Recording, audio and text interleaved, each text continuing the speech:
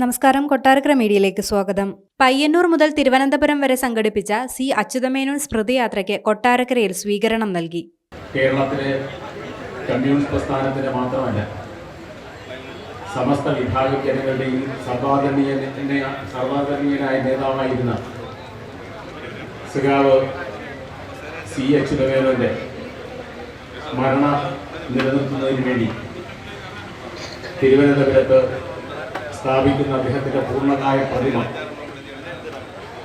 ആ പ്രതിമയും വഹിച്ചുകൊണ്ട് കമ്മ്യൂണിസ്റ്റ് പാർട്ടിയുടെ സംസ്ഥാന ദേശീയ എക്സിക്യൂട്ടീവ് അംഗം സഖാവ് KP രാജേന്ദ്രനും സഖാവ് സത്യൻ മൊയ്ലിയും നേതൃത്വം നൽകിക്കൊണ്ട് വിവിധ വർഗബഹുജന പ്രസ്ഥാനങ്ങളുടെ സംസ്ഥാന നേതാക്കന്മാർ കൂടി പങ്കെടുത്തുകൊണ്ട് ഉള്ള സ്മൃതി യാത്രയാണ് കഴിഞ്ഞ 25-ാം തീയതി പയ്യന്നൂരിൽ നിന്ന് യാത്ര ആരംഭിച്ചത്. നാളെയാണ് തിരുവനന്തപുരത്ത് ഈ പ്രതിമ സ്ഥാപിക്കാൻ തീരുമാനിച്ചിട്ടുള്ളത്. ക്രാന്തദർശിയായ ഭരണാധികാരി എന്നതിനപ്പുറം തെളിമയാർന്ന രാഷ്ട്രീയ വ്യക്തിജീവിതത്തിൻ്റെ ഉടമ കൂടിയായിരുന്നു സി അച്യുതമേനോൻ.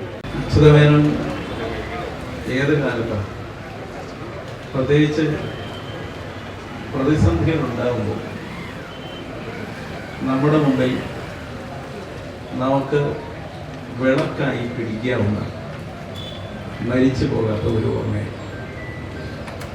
അത് കമ്മ്യൂണിസ്റ്റ് പാർട്ടിക്ക് മാത്രമല്ല, കേരളത്തിൻ്റെ നന്മ ആഗ്രഹിക്കുന്ന ഒരു മതേതരത്വ ജനാധിപത്യ ചിന്തയൊന്നും പൊലിഞ്ഞു പോകാതിരിക്കണമെന്ന് മോഹിക്കുന്ന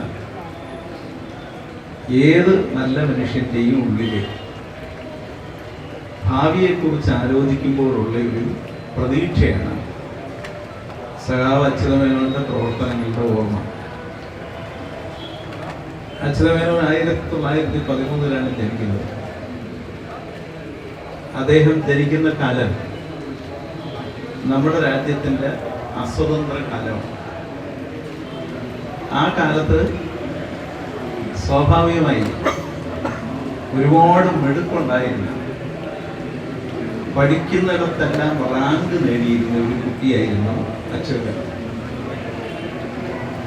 അങ്ങനെ ഒരു കുട്ടിയുടെ മിടുക്ക് അദ്ദേഹം നിയമപരീക്ഷ റാങ്കോടുകൂടി പാസ്സായാണ്. അത് പ്രാക്ടീസ് ചെയ്ത് അദ്ദേഹം പോയിരുന്നെങ്കിൽ സുപ്രീം കോടതി ജഡ്ജിയായി.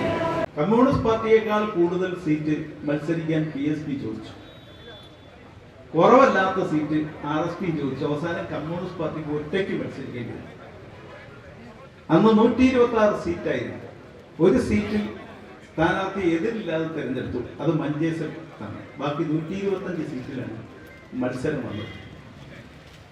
മത്സരം വന്നപ്പോൾ സ്വാഭാവികമായി കമ്മ്യൂണിസ്റ്റ് പാർട്ടി സ്വതന്ത്രന്മാരെ നിർത്താൻ തീരുമാനിച്ചു. ചിലയിടത്തെങ്കിലും ആവശ്യപ്പെട്ടില്ലെങ്കിലും PSPക്ക് പിന്തുണ കൊടുക്കാൻ തീരുമാനിച്ചു. 100 സീറ്റിൽ കമ്മ്യൂണിസ്റ്റ് പാർട്ടിയുടെ ചിഹ്നമായ അരിവാൾ നിൽക്കടയാളത്തിൽ മത്സരിക്കാൻ തീരുമാനിച്ചു. ആ പാർട്ടി പക്ഷേ കേരളത്തിന്റെ ചരിത്രത്തിൽ മനുഷ്യന്റെ മുമ്പിൽ തുരുമ്പില്ലാത്ത ഇരുമ്പ് കൊണ്ട് നിർമ്മിച്ച പാർട്ടി പോലെ നിന്ന ഒരു പാർട്ടിയാണ്.